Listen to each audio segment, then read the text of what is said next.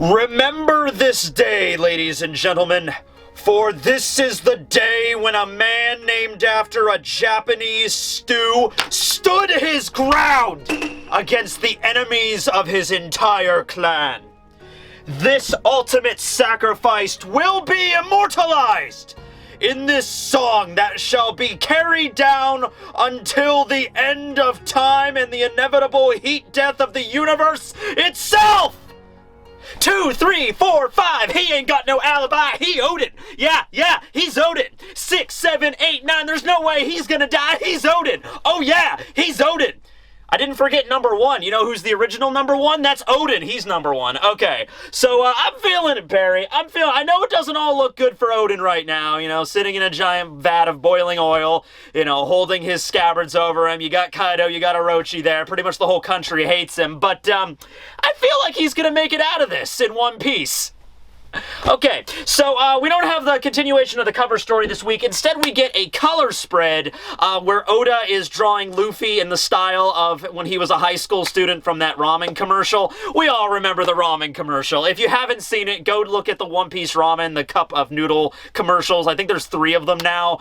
They're all hilarious and great, and just the animation also is really high level for those. But yeah, so that's what Oda was alluding to there. That's pretty cool that we got a collaboration. Oda finally sat down and drew Luffy with the, I mean, I'm sure he was getting paid for it. It's a sponsored thing, but still, it's pretty cool, right? All right, so we continue on with the last chapter where Shinobu was relaying to all of the people around watching Oden's execution, you know, you're the idiots because Oden, he sacrificed himself. He's in there right now because he protected you. That's the reason he was dancing. He's not this idiot lord. And the reaction from the citizens are pretty much what you would expect. They're kind of just like, whoa, okay, sexy ninja lady, I appreciate, you know, you telling us the truth and all that. You seem very impassioned with your speech. She's like, I am! He's like, yeah, we get that, but, it's kind of a lot to take in here, okay? It's like he's been dancing like an idiot for 5 years, and you're coming out all of a sudden. He's like, well, just forget about the last 5 years and just remember him as a man that did not dance naked in the street because he was an idiot and a pervert, but he danced naked in the street because he cares for all of you. Yeah, I mean, it would be a little bit difficult to, you know, just immediately, like, switch over to, like, yeah, let's go, Oden. So the people are a little bit apprehensive. The Oniwaban finally arrived behind Shinobu to kind of like shut her up. I was surprised they let her kind of get off of a whole speech there before they finally acted, okay? Like, they were sitting right there next to Orochi, and they're like, hey, Fukurokuju, isn't that lady that used to work for us? And she's ranting and raving about Oden, like basically spilling all of the deep secrets behind Orochi and Kaido's plot. And, you know, Fukurokuju's sitting there like, yeah, Hanzo, I think hold on a second. Let's wait for her to get through this speech before we actually do something. It's not like we're ninjas and we can poof right behind her. Oh, wait, let's poof right behind her. So they just show up right behind Shinobu. Fukurokuju grabs her, and I just like saying the name. So Shinobu's like, Fukurokuju! He's like, yes, and basically he just says, listen, you're complicating things, Shinobu. You just blurting out all this stuff at once to the population, that's not going to make things better. It's just going to confuse people.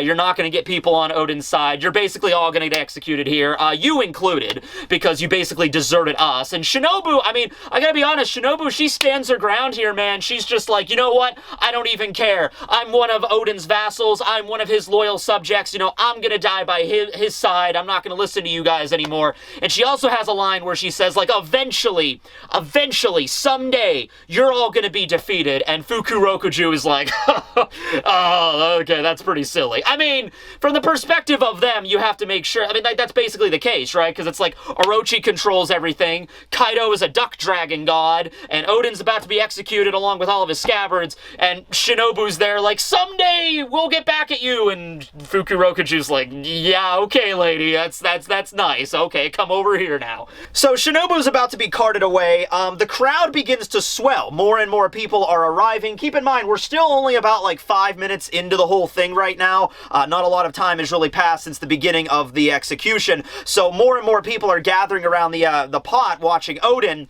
Some of them are beginning to feel like this is kind of cruel punishment. This is kind of overkill here because he's been in this pot for like 5-10 minutes. And so some people are actually pleading with Lord Orochi, like, Lord Orochi, maybe we could stop this now. I mean, he's survived this long. This is kind of cruel. And some people are beginning to like, well, let's like think about what Shinobu said and let's actually like take it as like that's truth.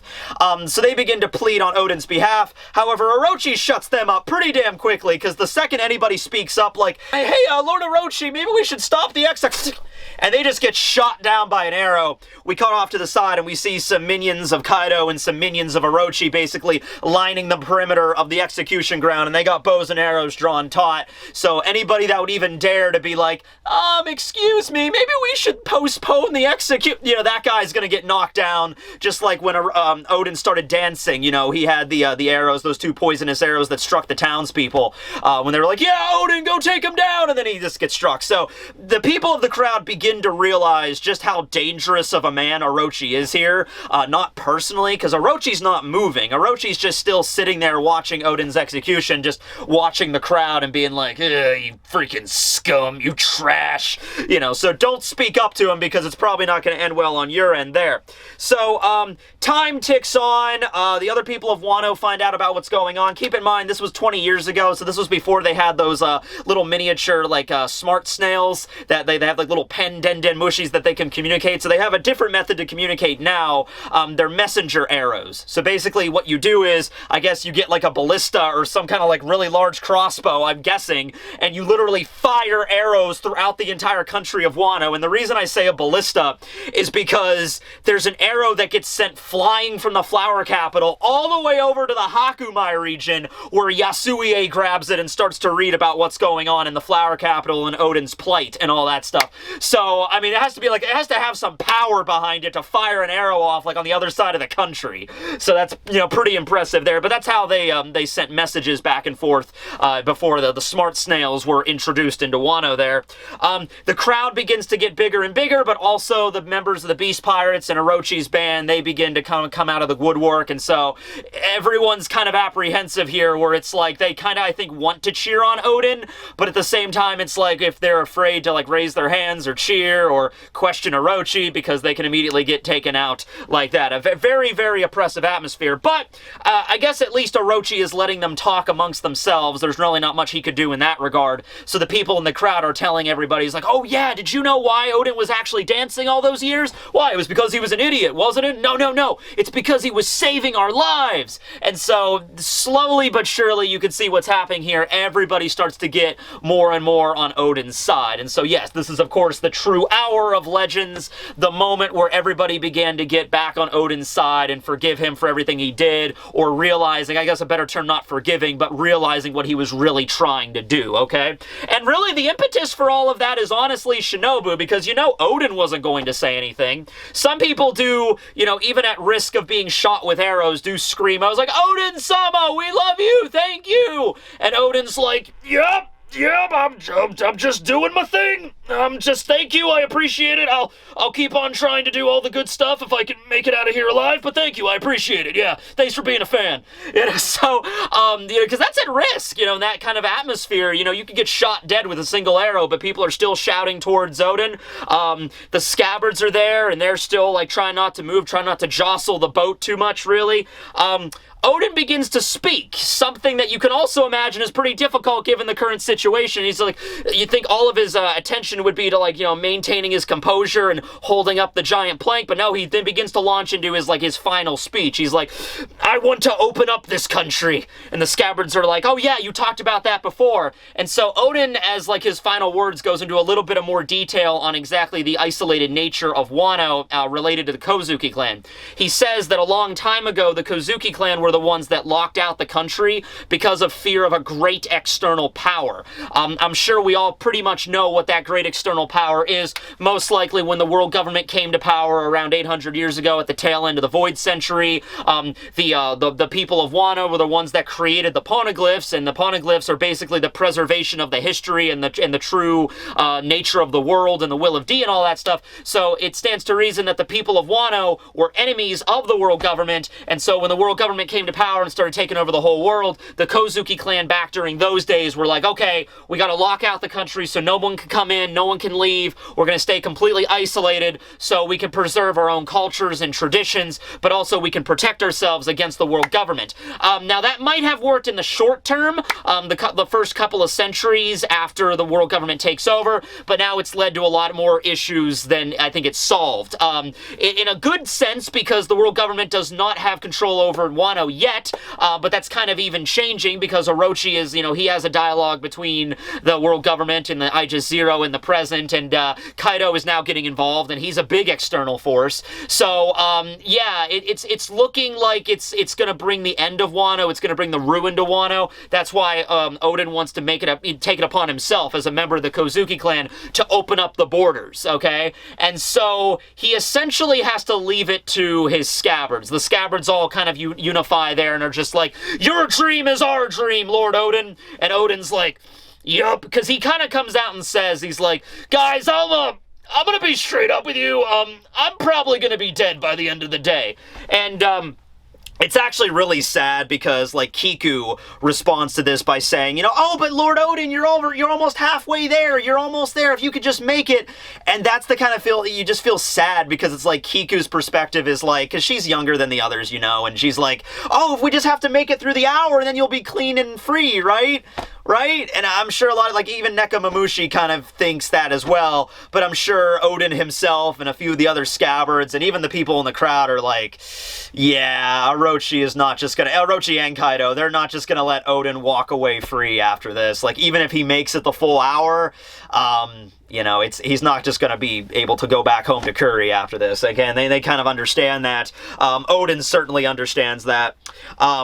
But his last order to his followers is like, I want you to open Wano for me. I gotta ask this of you. And so, of course, they all agree immediately because they're his loyal scabbards. Okay. Oden also goes into talking about Joy Boy a little bit here.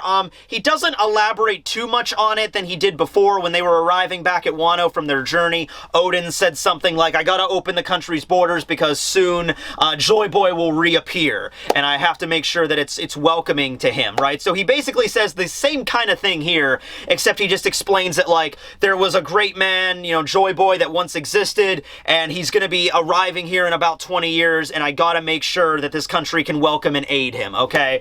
So, once again, it seems to imply with this translation that over the span of 800 years, he will reappear. It doesn't seem like Oden is talking about a reincarnation. He's not talking about someone that just follows in the footsteps of this Joy Boy. He seems to imply that Joy Boy himself will be reappearing very, very shortly in about a few more decades, in about 20 years. So yeah, now, I went into more detail with this when I did the video. I did a Joy Boy video and a discussion about that. But yeah, so he has to basically try to set up the groundwork as best as he can for the arrival of Joy Boy in about 20 years.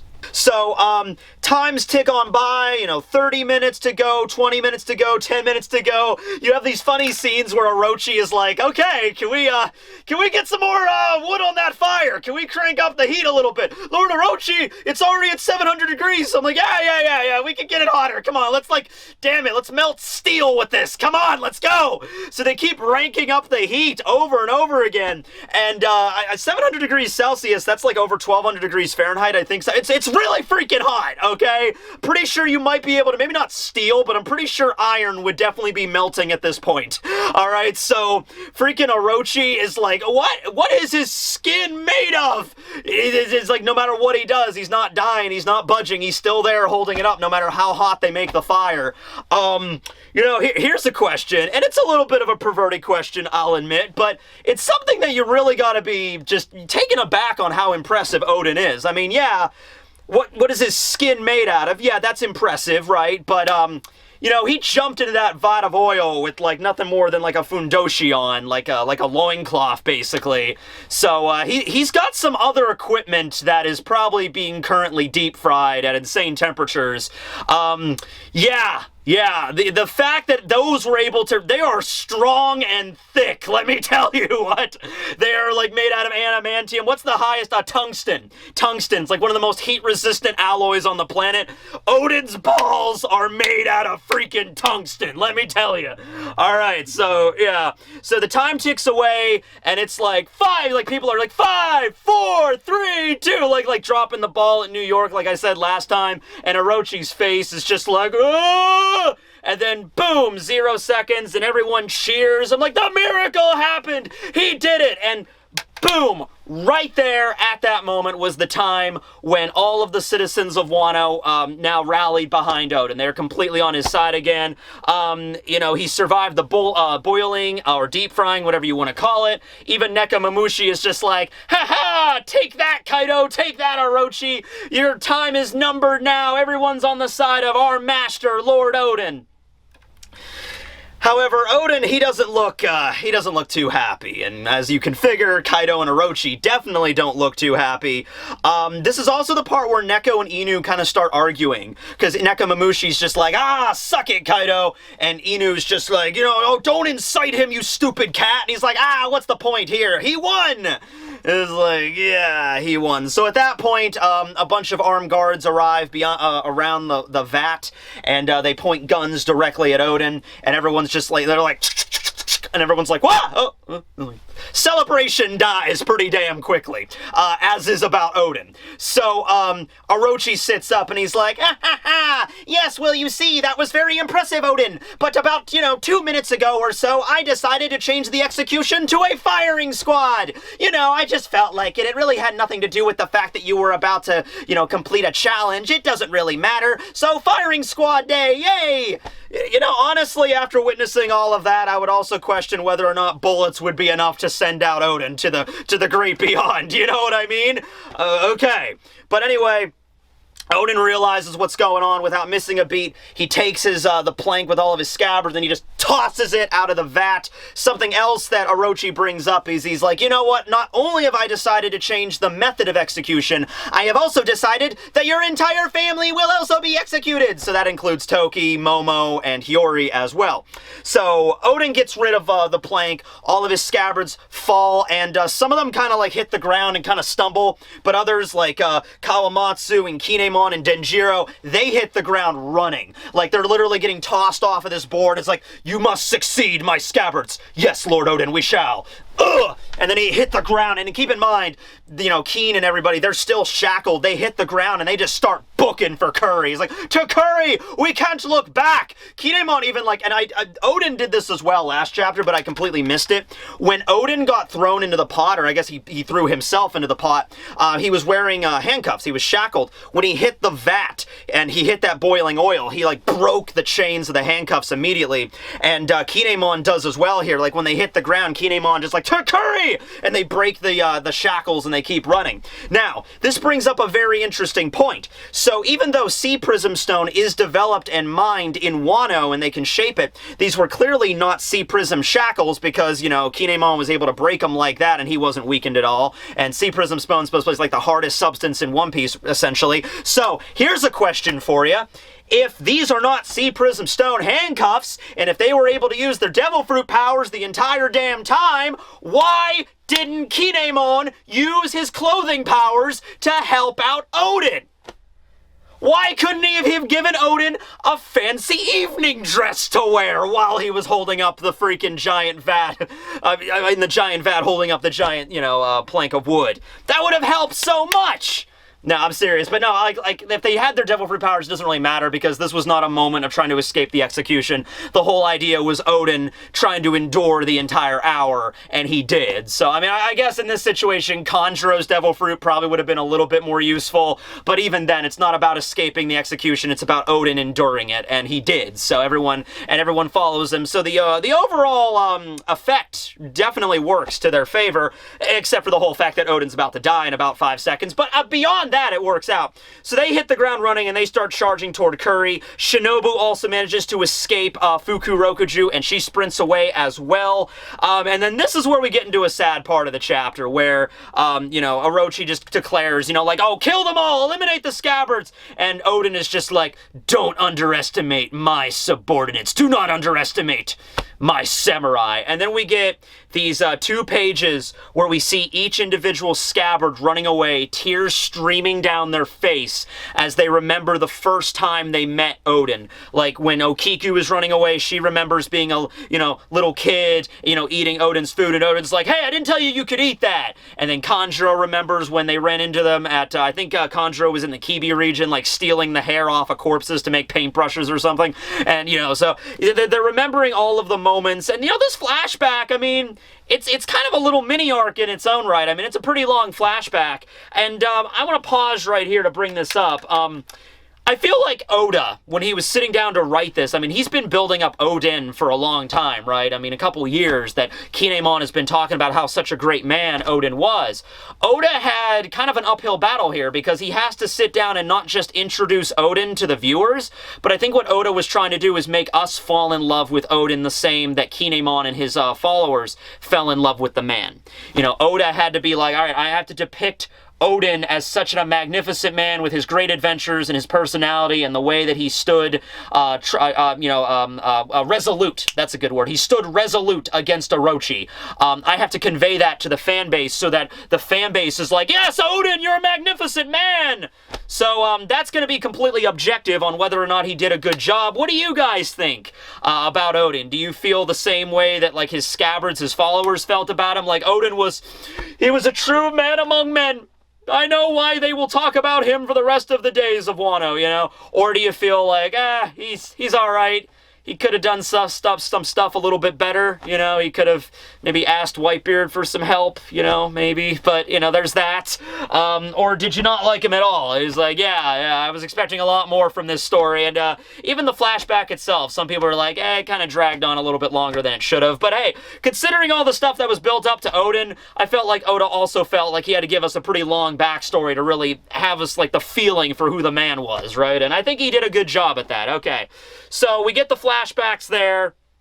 And then we finally have Oden by himself. He's still sitting in the oil. He didn't get out. It's well over an hour at this point, but he chucks his scabbards away. They run, and the guards start chasing after them, and he's confident they'll get away.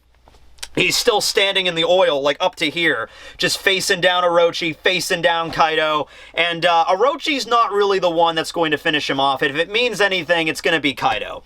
So Kaido, he gets up, he takes out a gun, he starts loading it really slowly, and he's just kind of looking over at Oden, and he's just like, people will talk about this day for the rest of, time, Kaido, you could see, like, his facial expression doesn't change all that much, but you could tell at least he was a little bit more affected by this than Orochi, in the sense that, like, this is where, like, Orochi's, like, paranoia starts up after all this crap happened, right? But Kaido, you could feel, was, like, begrudging respect for Oden. Like, you managed to, fulfill this promise, this deal that you made. You stood in boiling oil for over an hour. You continue to stand in boiling oil. The people are obviously on your side. You're gonna die here. And I'm gonna be the one to finish you off, but, yeah. And as a last sign of, like, respect, I don't know, he does say, like, sorry about that old hag. I personally took care of her. She's dead. So referring to Higurashi, Kurozumi, the one that transformed into, Momo during their battles, so that kind of distracted Oden, and that's when Kaido hit him with the mace. Yeah, I guess Kaido didn't really feel all that comfortable about that win, so he managed to take out Higurashi. Depending on the translation, there's one translation that kind of implies that he killed her personally, which is the one that I prefer, and there's another one that's like, I had her taken care of, I had her killed. So, yeah, she's dead, and I don't know what about Semimaru. I guess he's still alive, but he's also kind of on the death's door as well, so, yeah. I imagine during the battle, like in the heat of the moment, when Oden and Kaido were clashing in the Udon region, and then Higurashi transforms into Momo, and then Oden gets distracted, Kaido just picks up the, the Kanombo and just BAM! Without actually really thinking about the whole scenario. But after he smacks Oden and knocks him down, and then he realizes, like, Higurashi's like, hee. And so Kaido's like, oh, no, why did I? Damn it, I didn't. Oh, maybe you could view it like that, or maybe in the heat of the moment, Kaido was genuinely afraid of Oden, and he's just like, no, boom, he's going down. But then, like, a couple hours after the battle, when they're hanging out for victory sake, you know, Kaido starts to get a little drunk, and he's like, oh, man, I should be happy, but I'm not. And all the while, Higarashi's like, we won! Boom! And it's like, I'm imagining they're having this big party at Onigashima after Oden was defeated and he got thrown in the freaking stocks or whatever, and then everyone's cheering and happy, having a fun time except Kaido. Kaido's there in his throne just like, Higarashi's dancing, and Kaido just takes the Konobo and just crushes her like a freaking fly and just, You okay, Kaido? Feeling better now! Glug, glug, you know, okay. So, yeah, Oden and Kaido, they have a little bit of a back and forth there, and even Oden says to Kaido, he's like, tell you what, you know, build your strength and get as strong as you can, because, you know, one day it might all go away. But yeah, we've arrived now at the final scene with Lord Oden. So his last words are he thinks of Toki and Hiyori and Momo and everybody, and he strikes a pose while in the oil, and he's just like, I am Lord Oden, the man that was born to boom!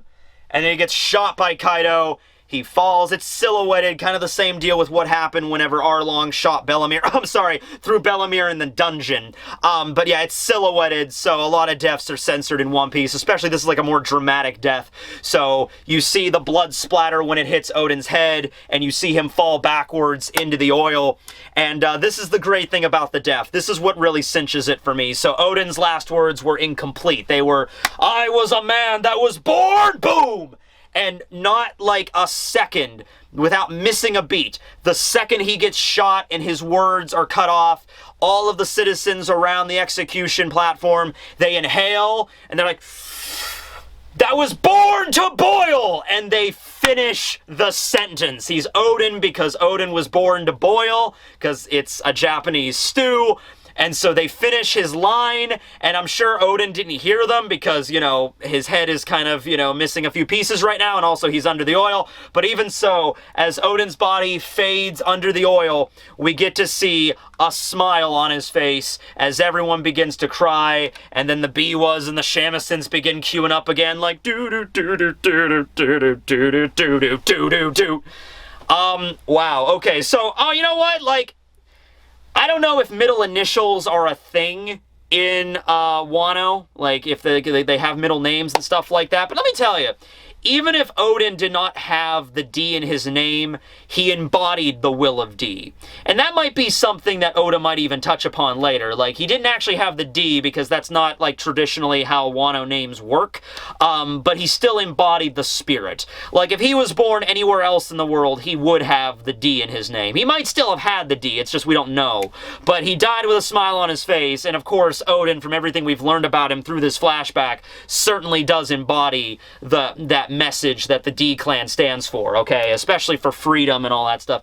So, yeah, that's the death of Oden. Many of you are probably wondering, you know, I mean, hey, at least it happened in a way, like, he wasn't just dunked in some boiling water and then killed. Like, you know, it was kind of set up like that. No, his death was extraordinarily meaningful, but yes, Oden is very well and truly dead. The legend, of course, has just bowed out, ladies and gentlemen, so now we cut to the protagonists of the next scene, the end of the chapter. We cut back to the Kuri region where we see Toki, and Toki is reading a letter that was given to her by Oden. Oden kind of wrote a letter to her to give to her at his execution because he figured he was going to die, so he wrote down some instructions for Toki. Toki starts to read it, and she begins to learn about how, you know, in 20 years there's going to be a massive war that'll literally break the seas itself. You know, it's so freaking massive, and we need to make sure Wano is open up by that point. So that's where Toki gets the 20 years. There was some debate over whether or not she could see into the future on top of traveling into the future. Like, where was she going to go? Like, why did she pick 20 years exactly? Well, that's because Oden specifically told her, in 20 years, you know, we're going to need some help. And so that's when Toki Toki decided to do it. Also, Oden himself in the letter explains to her, you know, if I die and this actually goes south, use your powers to send them into the future. Use your powers so that 20 years from now, you know, we can have some aid for Joy Boy when he arrives. So yeah, now, Toki also elaborates on why she hasn't been really all that upset or crying up until now, and yeah, it was simply just because she wanted to stay strong in front of her vassals and her children. Now listen, I wasn't saying like 100% she's the traitor, it's just this is manga we're talking about. This is One Piece specifically. Whenever a character has a facial expression that's a little bit off kilter, it's like, yeah, she could have just been staying strong for her kids, but she also could have been a traitor, alright? I gotta leave all options open here, but no, she does begin to cry at the end of the chapter when Hiyori and Momo, they're both asleep at this point. She rips up the letter and she's like, yes, Lord Oden, I will succeed in this matter. I will follow in your footsteps. I will do what you ask of me and everything will be okay. And she begins to cry. You know, it's like, look closely, Oden, to 20 years in the future. And then that's where the end of the chapter is. I still think, like I said, we're probably going to get a little bit more of the flashback next week, maybe like half of the chapter. There are a few things that we need to wrap up just in terms of like loose ends, like Nekomamushi and Inuarashi. It was explained that this is when they started fighting on their way back to Curry. They were also apparently captured by Kaido's crew on their way back, but Kinemon and the others didn't have time to stop. They had to keep going. And at some point, Neko and Inu managed to get away and managed to get a ship and get back to Zou somehow, so I feel like that needs to be elaborated on a little bit. They're probably just going to do a retake of when they arrived at the Oden castle and Kaido already burned it down. Kaido probably just immediately turned into a dragon and then flew over to Curry and just, you know, Boro-breathed it into oblivion or burned it down. That's probably what he's going to do. We might get a couple more lines of dialogue between Toki and Kinemon. She might explain it a little bit better on exactly the situation here, sending them into the future. She might give them some extra instructions or some extra information that we weren't privy to the first time that this flashback was shown. Also, like Toki and everybody were shown in silhouette back then, this time we're probably going to get it without any silhouettes. So if there's anybody else that was involved in the destruction of the castle, we might get to see like a younger king, a younger queen, a younger Jack, you know, those kind of characters we might get to see now in full view. But yeah, I think we can wrap this up next chapter, whether it be like half of the chapter and then we just transition back to the future, or we just wrap it up in like the last chapter of the flashback is next week, and then after that, just go back to the present from there on out. So, yeah, I mean, I was pretty damn sure Oden was gonna die, but I wasn't as sure as when the flashback started. You want to keep that idea in you, like, well, maybe there is a way he could have managed to succeed and get out. Maybe there was a way. Maybe Toki used her time powers to get Oden out of there, so maybe he might arrive in the future. But no, from what we've seen, he's dead. I mean, you could always argue the fact that he was able to survive boiling oil for an hour, and a gunshot was able to take him out. Like, seriously, how does that make sense? Like, piercing his skin. I guess it must have been a really special bullet, I suppose. What happened to his body, though? That is a... Oh, Chopper, quit falling down! Alright. But anyway, that's like the third time that's happened, Chopper. I don't know. This does not bode well for the future. Okay. We cut back to the present and Chopper's going up against Kaido. Like, we cut away from the flashback, like, this is the end of the flashback. And then the first thing we see is Kaido in dragon form, you know, about to release a Boro breath, and just Chopper's there by himself. Like, wait, what? How did this happen? Wait, no! And end of the chapter. Like, what? Huh? I'm so confused. I have so many more questions. But no, okay. So, like, what happened with his body, though? Because his body was in the vat of oil, it sunk to the bottom of the pot. You know, are they just gonna, like, dunk him out? And just, like, just dunk out the giant vat, and Oden's body just lies there, just fried and bloody on the freaking street, and, like, Orochi's like, well... I got some fried Oden for some people. What do you want? You know, like, somebody really awkwardly walks up to Oden, just kind of kicks him. I can see Orochi doing that. Like, Orochi's like, okay, are we sure, though, he is dead? I'll take some fried Oden, Orochi. Huh? Yeah, I got, what do I have? I got 29 cents. Can I have some, can I have that? You gonna eat that? So, okay, that was very disrespectful. Sorry, Oden. But anyway, yeah, They're probably going to do something with the body. I can't imagine them just dunking it out and then just burying it. I can't imagine Orochi would let them. He might just give it over to Kaido. I'm not really sure. So what do you think is going to happen with Oden's body? If it's going to be significant, like, are they going to... Because, yeah, I guess we did not see... Did we see his grave at the castle? We saw, like, Kinemon's grave, and Toki's grave, and Momo's grave. Did we see Oden's? We might have. I just don't remember. If that's the case, he might have been the actual only person that was actually buried up there, but I don't remember seeing his grave. So he might have been taken somewhere else. Guess we'll have to find out with that. Is there anybody that could... No, that only works if they have, like, the Kage no Mi, and they could, like, reanimate, like, Oden's corpse or something, but, but that's in the hands of Blackbeard and Moria, and that's probably not going to get involved directly. But, yeah, that might be a situation where Kaido has, like, Oden's bones on his island or something, and they haven't given Oden a proper burial. Like, even if his gravestone, if I'm misremembering, even if his gravestone was at the Oden Castle, his body might not be buried there. It just like Kinemon's bodies were not buried there. Like, they might have just put it there as respect, but, maybe Kaido took the body, Orochi took the body, and, every night, Orochi wakes up with the skull of Oden staring at him across the room and just went, I know you're gonna come back someday! I know you're not really dead!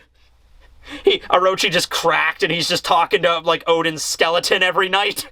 Like, you could see him doing that, right? Like, He grabs the head, he's like, no one's ever gonna take Wano away from me. Right, Oden? I win. I won.